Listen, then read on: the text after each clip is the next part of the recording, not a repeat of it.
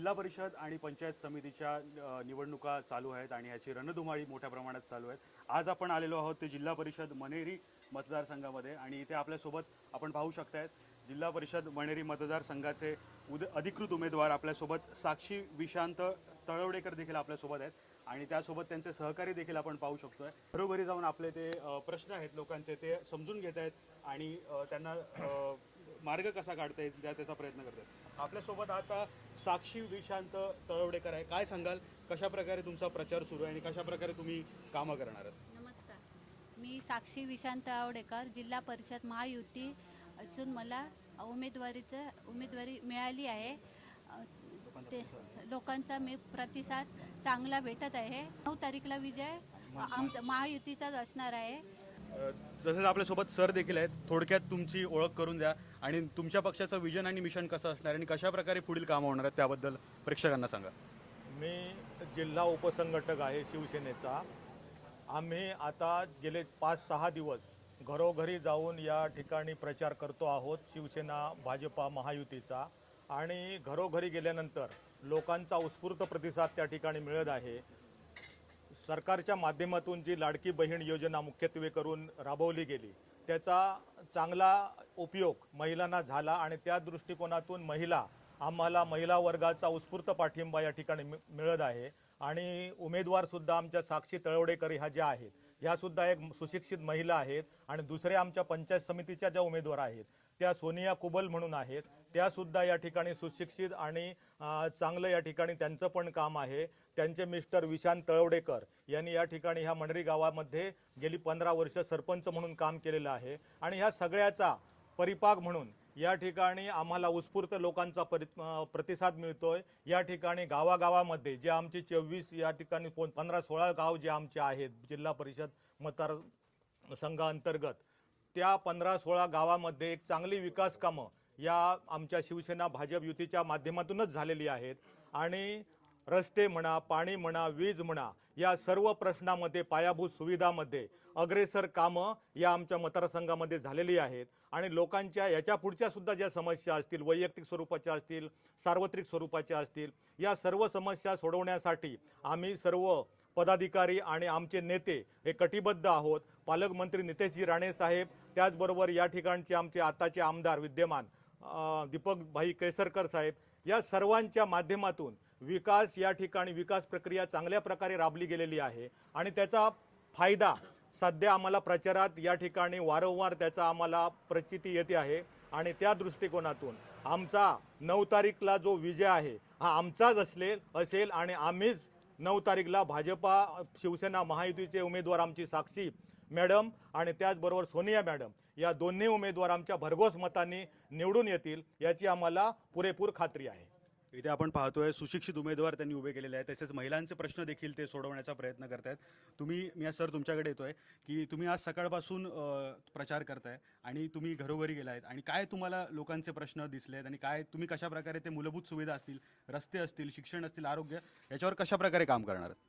महायुतीचे 2 उमेदवार आपल्याला दिलेले आहेत, ते साक्षी विशांत तळवडेकर तसेच सोनिया कुबल यांचं महायुती दोन्ही एक शिवसेनेचे उमेदवार आहेत आणि एक भाजपचे उमेदवार आहेत। यांच्यासाठी आम्ही प्रत्येक ठिकाणी घरोघरी जाऊन प्रचार करतो आहे। लोकांचं चांगला प्रतिसाद आम्हाला मिळतो आहे। दीपकभाईंच्या माध्यमातून तसेच पालकमंत्रींच्या माध्यमातून या मनेरी मतदारसंघामध्ये करोडो रुपयाची आम्ही विकास कामं आणलेली आहेत। त्याचप्रमाणे येत्या 7 तारीखला निशाणी आहे धनुष्यबाण आणि कमळ याला प्रचंड मतदान करून दोनही उमेदवार आम्हाला 9 तारीखला आमचा गुलाल आम्ही उधळवणार आहे। पुन्हा एकदा मी तुमच्याकडे येतोय, या मतदारसंघात आपल्याला बंडखोरी झालेली पाहायला मिळते, तर कशा प्रकारे तुम्ही त्याच्यावर मात करणार? बंडखोरी जरी झालेली असली तरी सुद्धा या ठिकाणी शिवसेना भाजप महायुती ही अभेद्य आहे। कुठच्याही प्रकारे या बंडखोरीचा परिणाम या महायुतीवर होणार नाही, कारण या ठिकाणी पालकमंत्री नितेशजी राणे साहेब आणि दीपकभाई केसरकर यांचं या मतदारसंघावर पूर्णपणे लक्ष आहे आणि त्यांच्या आदेशाप्रमाणे आणि त्यांच्या मार्गदर्शनाखाली या ठिकाणी त्यांनी सुद्धा ही बंडखोरी मोडीत काढण्यासाठी पुरेपूर आपले प्रयत्न केलेले आहेत आणि त्या दृष्टिकोनातून जरी बंडखोर उमेदवार समोर असले तरी त्याचा कुठचाही आम्हाला त्या ठिकाणी परिणाम आमच्यावर होणार नाही। आमची उमेदवार जी आहे त्या भरघोस मताने या ठिकाणी निवडून येतील याची आम्हाला पुरेपूर खात्री आहे. दीपक केसरकर जी असतील त्यांच्या माध्यमातून तुम्ही कशा प्रकारे इथे विकास कामं घडवून आणणार आहात त्याबद्दल थोडं सांगा. दीपक केसरकरजींच्या माध्यमातून गेल्या वेळी ते मंत्री होते, त्यांच्या माध्यमातून करोडोची विकास कामं किंवा विकास कामांसाठी जो निधी आहे तो या रस्ते म्हणा, वीज म्हणा, पाणी म्हणा, त्या ठिकाणी मोठमोठे ब्रिज म्हणा, या सर्व पायाभूत सुविधांसाठी दीपकभाई केसरकरांच्या माध्यमातून भरघोस असा निधी ते पालकमंत्री असताना किंवा ते मंत्री असताना या ठिकाणी आलेलाच आहे. त्याचबरोबर आजचे सुद्धा नितेशजी राणे आहेत, ते सुद्धा आमचे पालकमंत्री कार्यक्षम आहेत आणि त्यांच्या माध्यमातून सुद्धा या ठिकाणी जी आम्ही विकास कामं दिलेली आहेत ती सुद्धा या ठिकाणी होऊ घातलेली आहेत. त्यांच्या माध्यमातून आम्ही त्या विकास कामांचा पाठपुरावा करत आहोत आणि लोकांच्या ज्या वैयक्तिक पायाभूत किंवा आणि सार्वजनिक जी कामं असतील ती सर्व कामे करण्याच्या दृष्टीनं या दोन्ही नेत्यांचं आम्हाला पूर्ण पाठबळ आहे आणि त्याच्यामुळे जी कामं आहेत ती सर्व होतील त्याची आमच्या मतदारांमध्ये किंवा आमच्या उमेदवारामध्ये पूर्ण खात्री असल्यामुळे या ठिकाणी आमच्या महायुतीचा विजय हा निश्चित आहे.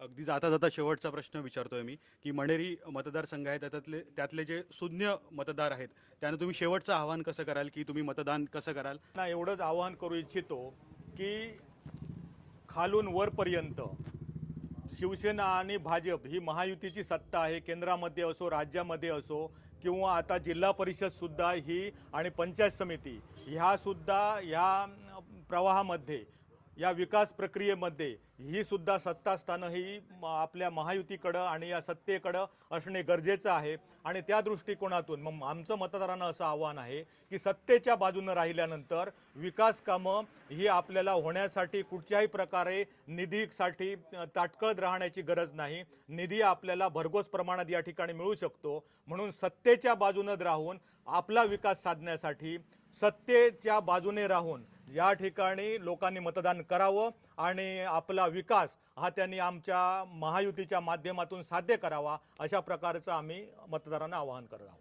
आपण पाहतोय सिंधुदुर्ग जिल्ह्यात मोठ्या प्रमाणात मतदार आपले उमेदवार जे आहेत ते आपला प्रचार करतायत. आज आपण होतो जिल्हा परिषद मणेरी मतदारसंघात. असेच आपण मतदारसंघातील उमेदवारांना भेटणार आहोत. पाहत राहा.